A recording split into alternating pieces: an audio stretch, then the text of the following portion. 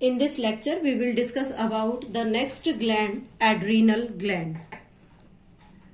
Adrenal gland. This adrenal gland is also named as the suprarenal gland.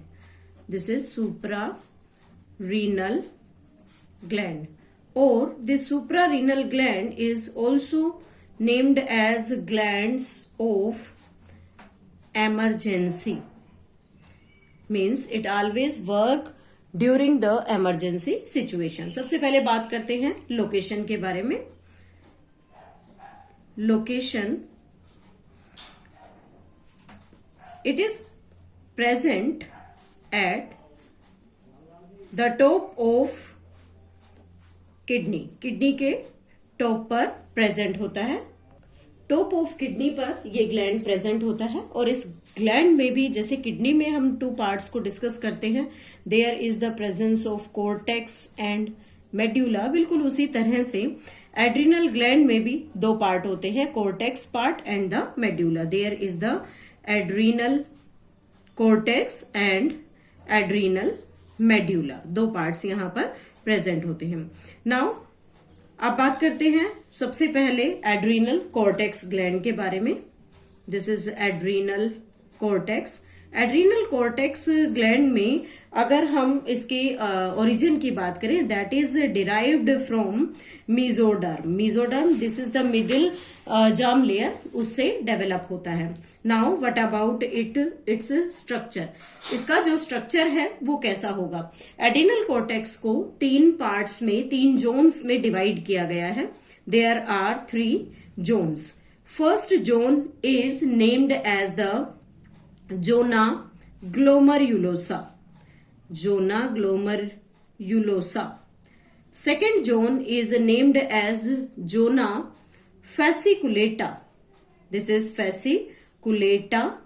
And the third zone is named as zona reticularis.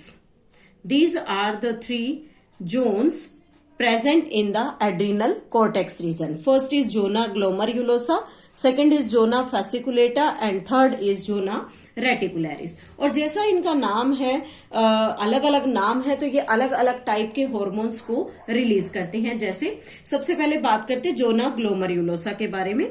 Zona ग्लोमरुलोसा is outer zone. ये सबसे बाहर वाला zone होता है और इसका composition approximately 15% total gland का 15% part जोना glomerulosa होता है. क्लोजली पैक्ड है and it will release a hormone which is named as मिनरेलोकोर्टिकोइड.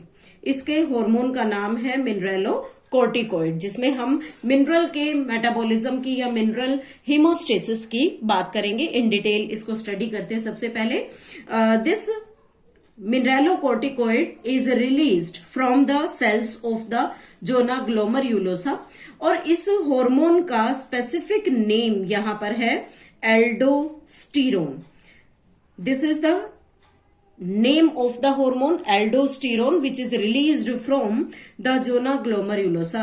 इसे mineralocorticoid क्यों कहा जाता है? Because it helps in regulation of the sodium content in the body. Body में सोडियम कंटेंट को मेंटेन करने में ये हेल्प करता है. और ये कब रिलीज होगा? It always released when there is the less sodium in the body. It is secreted when the sodium is low in body. जब बॉडी में सोडियम का लेवल कम होगा तब ये रिलीज होना स्टार्ट होता है. और इसका मेन काम होता है किडनी सेल्स पर एक्ट करना, जहां ये सोडियम कंसंट्रेशन को वहां से एब्जॉर्ब करेगा बॉडी के अंदर, इसके लेवल को इंक्रीज करने में हेल्प करता है. So this is about the zona glomerulosa. Now the second part is the zona fasciculata. This zona fasciculata is the middle zone. ये मिडिल जोन होता है and it is the widest zone, सबसे बड़ा zone हम इसे मानते हैं and it constitute about 50% of the total adrenal cortex. Adrenal cortex का टोटल 50% पार्ट जोना फैसिकुलेटा में अरेंज्ड होता है। यहां पर एक हार्मोन रिलीज होगा जिसका टाइप है ग्लूकोकोर्टिकोइड। ग्लूकोकोर्टिकोइड, जैसा कि नाम सजेस्ट कर रहा है, ग्लूकोकोर्टिकोइड मींस ऐसा हार्मोन ये रिलीज करेंगे जो ग्लूकोज के होम्योस्टेसिस को, ग्लूकोज के बैलेंस को मेंटेन करने में यहां पर हेल्प करता है। और इसका जो स्पेसिफिक हार्मोन है that is named as the cortisol. Cortisol नाम का हार्मोन ग्लूकोकोर्टिकोइड है जो बॉडी में ग्लूकोज के लेवल को मेंटेन करने में हेल्प करता है। It always affect carbohydrate metabolism, ये कार्बोहाइड्रेट के मेटाबॉलिज्म को मेंटेन करने में हेल्प करेगा। और इसमें वैसे तो 3 हार्मोन होते हैं, कोर्टिसोल, कोर्टिकोस्टेरोन और कोर्टिसोन, लेकिन इन तीनों में से सबसे ज्यादा कंस्टिट्यूएंट जो परसेंटेज है 95%, वो कार्बोहाइड्रेट को मेटाबोलाइज करने का जो हार्मोन है कोर्टिसोल उसमें होता है। तो ये कैसे वर्क करेगा? It stimulate liver to synthesize the glucose और द कार्बोहाइड्रेट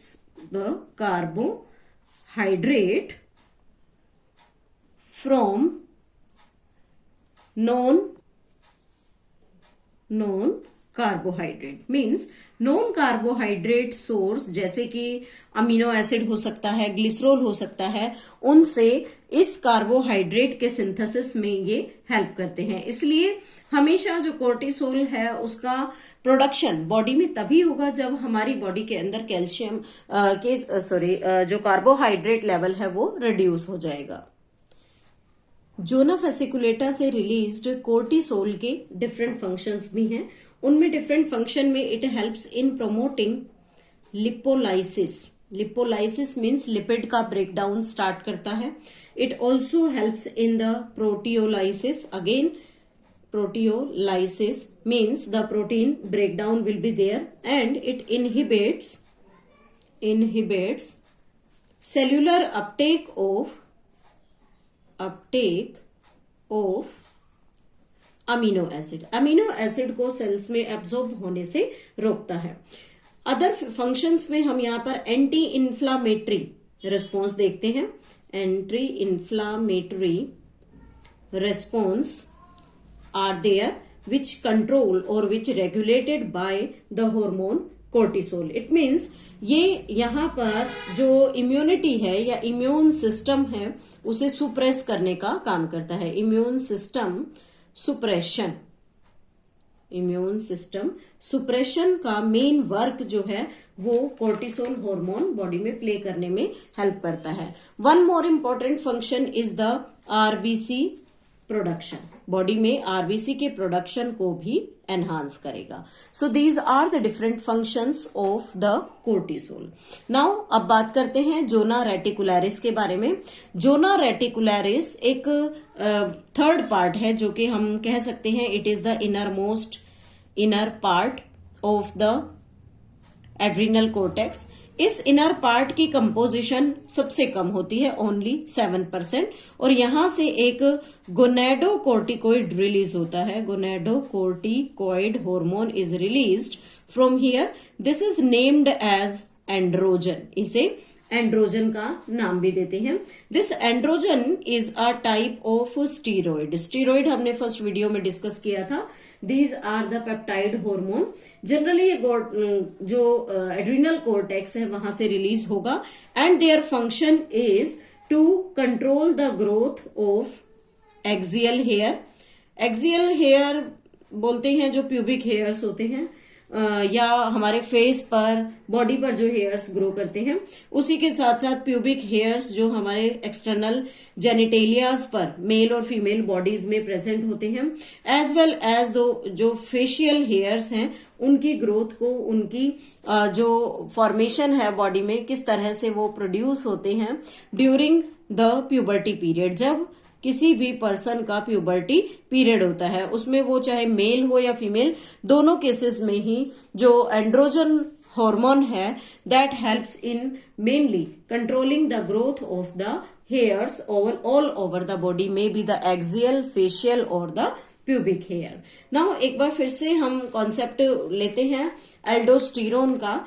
एल्डोस्टेरोन में एक फंक्शन हमने कर लिया है that helps in the regulation of the sodium ion, और जब भी वाटर सोडियम आयन का रीएब्जॉर्प्शन होता है तो उसके साथ वाटर का रीएब्जॉर्प्शन भी होगा। It also regulate the amount of water, regulate water absorption, ये वाटर को एब्जॉर्ब करने में भी हेल्प करता है। उसी के साथ साथ it helps in excretion of K positive and phosphate ion, body से के पॉजिटिव और फोस्फेट आयंस को एक्सक्रीट आउट करने में हेल्प करता है। ओवरऑल यहां हमने देखा के पॉजिटिव और सोडियम आयन दोनों की कंपोजिशन को बैलेंस करता है, तो ओवरऑल हम कह सकते हैं it helps in maintenance of electrolyte जिसमें बहुत सारे जो आयंस होते हैं वो प्रेजेंट होते हैं, तो ये इलेक्ट्रोलाइट्स को मेंटेन करने में हेल्प करता है। और इलेक्ट्रोलाइट्स के साथ साथ बॉडी फ्लूइड के वॉल्यूम को मेंटेन करेगा, this body fluid volume, as well as it helps in maintaining osmotic pressure and the blood pressure, दोनों चीजों को मेंटेन करने में हेल्प करता है। So these are the different functions of the hormone released from the adrenal cortex. Now the next is the hormones of the adrenal medulla. Adrenal medulla basically it is also derived from the specific germ layer which is named as the neuroectoderm. That is related to the nervous tissue, neuroectoderm से developed होता है। और adrenal medulla inner part होता है, जो हमारा adrenal gland है उसमें आउटर पार्ट को कोर्टेक्स पार्ट कहते हैं।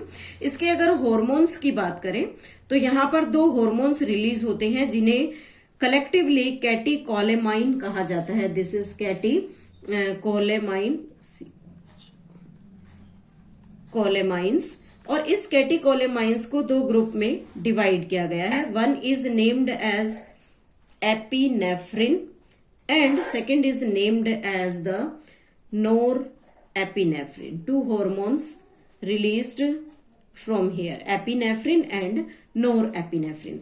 एपिनेफ्रिन का दूसरा नाम एड्रीनेलिन, इसे एड्रीनेलिन हार्मोन भी कहा जाता है, and it is released at the time of emergency, ये हमेशा इमरजेंसी सिचुएशन में ही बॉडी में रिलीज होता है, इसलिए इसे नाम दिया जाता है इमरजेंसी हार्मोन। इसे इमरजेंसी हार्मोन भी कहा जाता है। इमरजेंसी हार्मोन का मेन वर्क जो है वो होता है इंक्रीज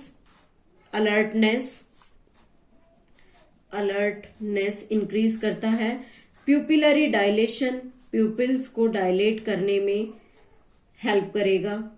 उसी के साथ पीलो इरेक्शन बोलते हैं बूज बम, जब हमारे रोंगटे खड़े हो जाते हैं उस कंडीशन को। जैसे कई बार डर होता है, बहुत अच्छी खबर सुनने को मिलती है, हम प्लेजर फील करते हैं, at that time it work, that is the raising of hairs.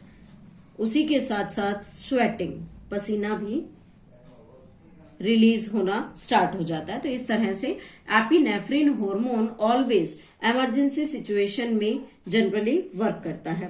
उसी के साथ जो नॉर एपिनेफ्रिन है, this is also named as nor adrenaline, इसे नॉर एड्रीनलिन भी कहा जाता है, and it is the normal hormone. ये जनरली नॉर्मल हार्मोन है जो बॉडी के अंदर जब रिलीज होता है तो ब्लड प्रेशर को रेगुलेट करता है, regulate blood pressure, normal condition में ब्लड प्रेशर को रेगुलेट करेगा, एंड इफ नेसेसरी जहां पर भी ब्लड प्रेशर को रेगुलेट करने के लिए ब्लड वेसल में कॉन्स्ट्रिक्शन की जरूरत होती है, there is the blood vessel this is the blood vessel constriction.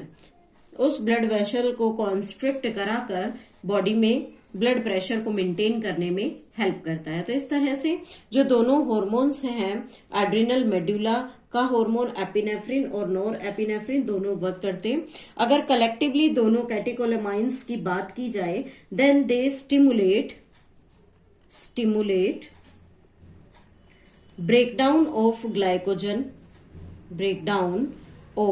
Glycogen को ब्रेकडाउन करने में हेल्प करता है, जिससे ब्लड के अंदर शुगर लेवल इंक्रीज हो जाता है। There will be the release of the blood glucose into the body में ब्लड ग्लूकोज को इंक्रीज करेगा। Again it will also stimulate the lipid and protein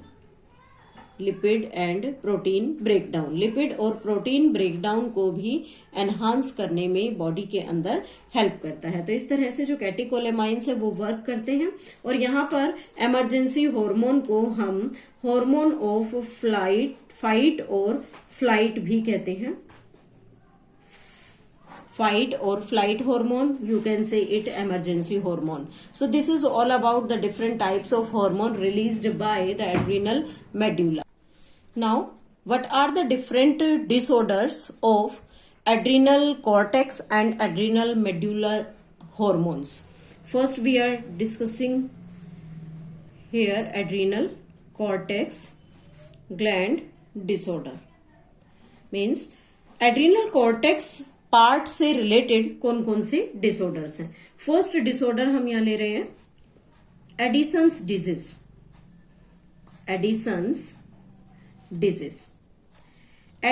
disease generally जब बॉडी के अंदर मिनरलोकॉर्टिकॉइड और ग्लूकोकॉर्टिकॉइड की डेफिशिएंसी हो जाती है तब पर्सन में दिखाई देती है। It is caused due to deficiency of mineralocorticoid and glucocorticoid और इस रिजल्ट में जनरली क्या होगा कि destruction of the adrenal cortex in this disease, और रिजल्ट क्या होगा कि धीरे धीरे ब्लड का जो शुगर लेवल है, ब्लड शुगर लेवल लो हो जाएगा, Na positive low, K positive high, इसी के साथ साथ वॉमिटिंग, डायरिया, इस तरह की प्रॉब्लम्स जो है वो पेशेंट के अंदर देखने के लिए मिलेगी। इसी के साथ साथ एक इंपॉर्टेंट सिम्टम हम कह सकते हैं सीवियर डिहाइड्रेशन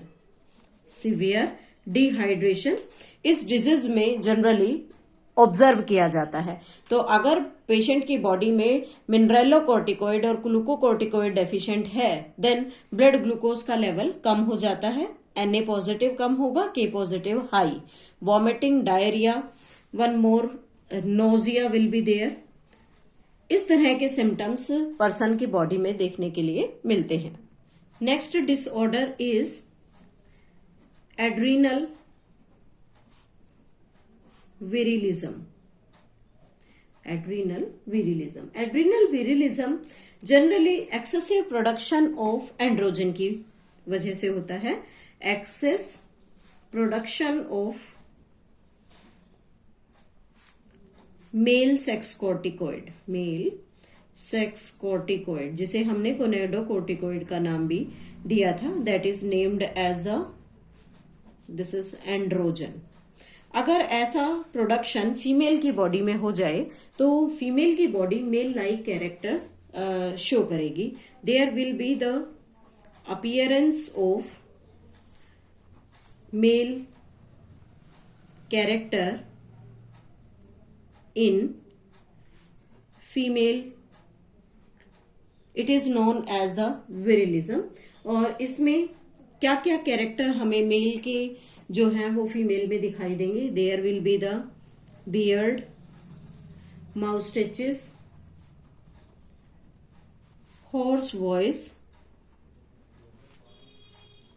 इन फीमेल।